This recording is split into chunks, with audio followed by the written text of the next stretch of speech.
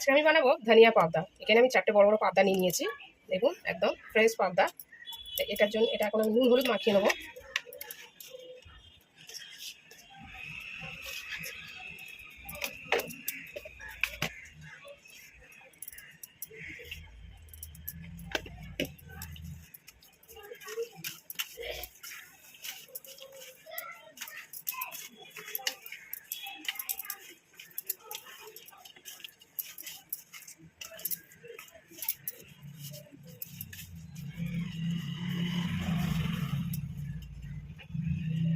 মাছটা আমি ভেজে নেবো, একটু ঢাকা দেবো। আর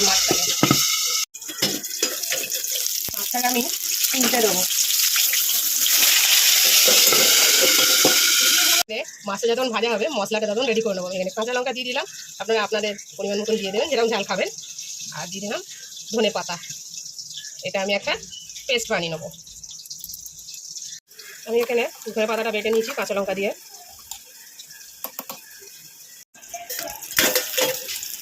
আমার মাছটা ভাজা হয়ে গেছে। আমি এইভাবে বাদ বাকি মাছগুলো ভেজে নেবো। তো মাছগুলো এখানে সব ভাজা হয়ে গেছে, সব ভেজে নিয়েছি। এবার আমি এতে ফোড়ন দেবো। আমি দিয়ে দেবো কালো জিরে,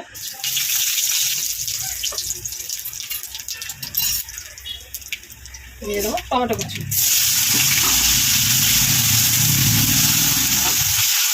কাঁচা লঙ্কাটা আমি আর দেবো না, কারণ আমার ওখানে বাটার মধ্যে অনেকটা কাঁচা লঙ্কা দিয়েছি। দিয়ে দেবো নুন।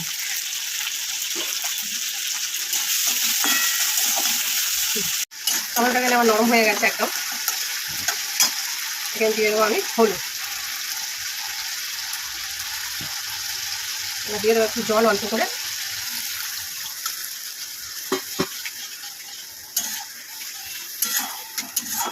একটু কষা হোক। তেলটা ছেড়ে গেছে, এবার আমি দিয়ে দেবো জল। আপনারা পরিমাণ মতন জল দেবেন, বেশি এটা ঝোল হবে না। এই মাছগুলো এখানে দিয়ে দেবো।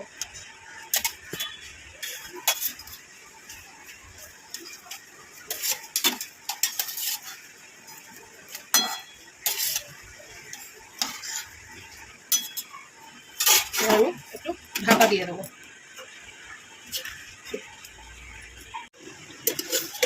আমার এখানে হয়ে গেছে। এইবার আমি ধনে পাতাটা অ্যাড করবো।